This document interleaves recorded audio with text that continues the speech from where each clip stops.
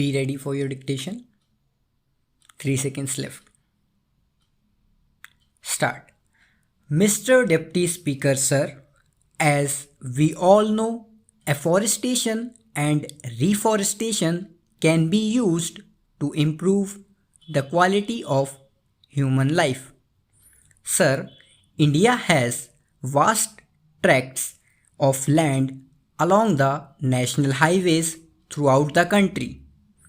The land can be utilized for planting trees of various utilities including minor economic uses, minor forest produces as well as for providing shelter. People appreciate such type of plantation, but nowadays the government agencies or other organizations are not keeping utility factor in mind while planting these saplings. They are more interested in planting those saplings which grow faster so that they can reap the benefits within a short time without taking into consideration whether the plants are really useful or not. I request the Union Government to take action for plantation of trees on a large scale on the sides of national highways throughout the country.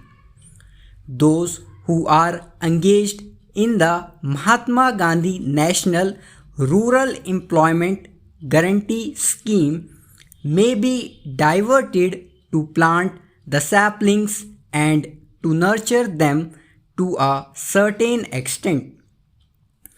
With the decline in sericulture sector, without government support, the number of silk rearing units, silk markets and industries has come down.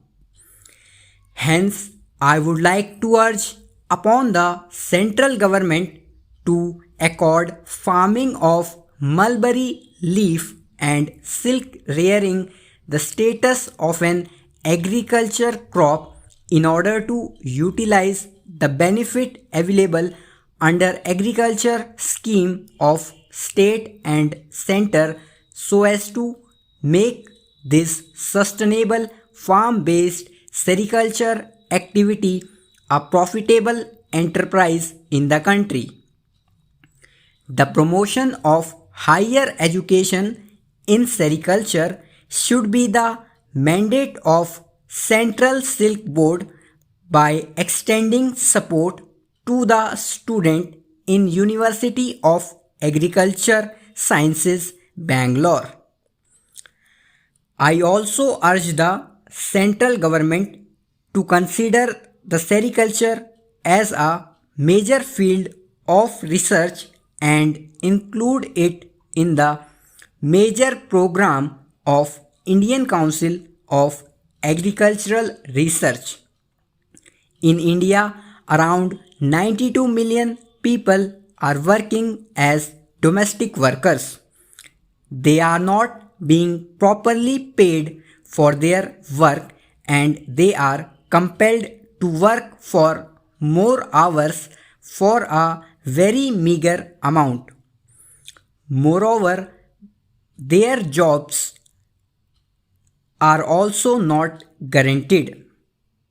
The Domestic Workers Association have also been started in many states and are functioning with different names and fighting for their cause since 1985. I request through you, Madam Speaker, that central government should take some initiatives to mitigate the problems of domestic workers and bring legislation to protect their interest and to ensure them proper remuneration so that they may be freed from all kind of atrocities and discriminations. The same view may also be placed before the ensuing 2011 International Labour Organization conference by our Indian government for the welfare of the Indian domestic workers.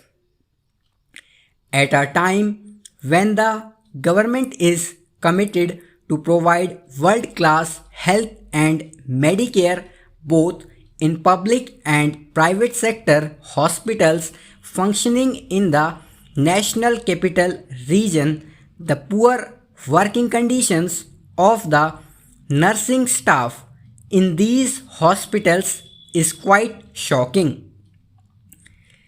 While the government run hospitals offer reasonably good remuneration packages and facilities to their nursing staff, the private hospitals, which are enjoying subsidies such as land, water, electricity, etc., are not treating their paramedical staff, especially nursing staff, fairly. They are providing them low wages. They have miserable working conditions, including extended duty hours without overtime wages.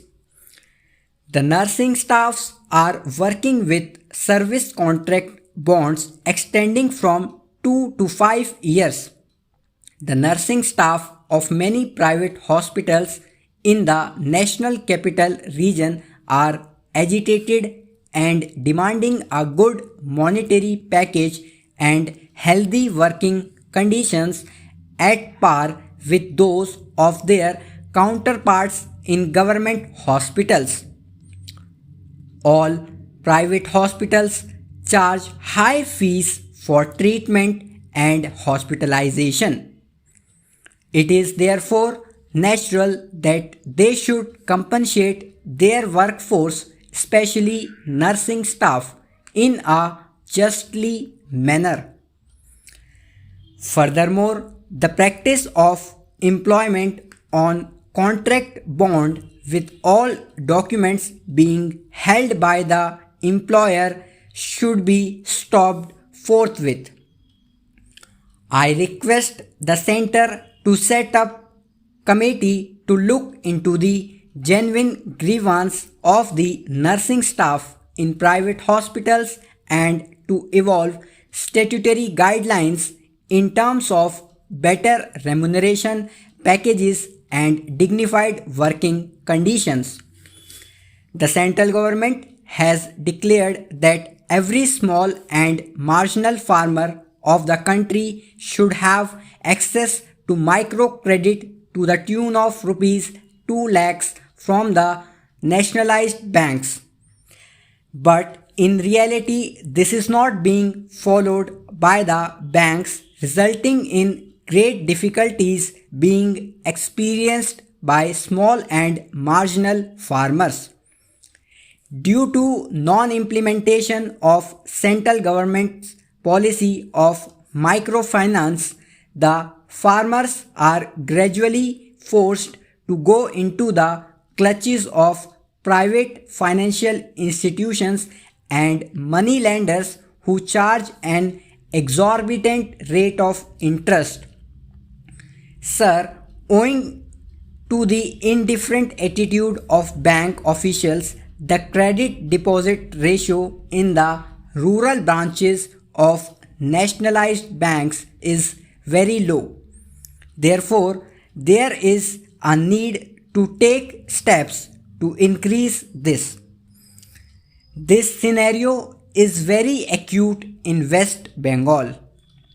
The institutional credits through government would not only help the small and marginal farmers but would also help in changing the rural scenario.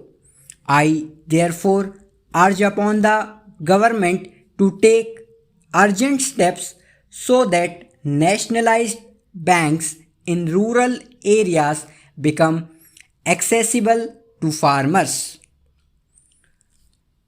Dictation अच्छी लगे तो please video को like करें, as a गुरु दक्षिणा इस video को like कर दें। और चैनल पे नए हैं तो चैनल को सब्सक्राइब करें ताकि आने वाली सारी नई वीडियोस की नोटिफिकेशन आपको मिलती रहे। गुरु दक्षिणा वाली बात तो मजाक थी, तो लेकिन एक लाइक तो बनता है ना।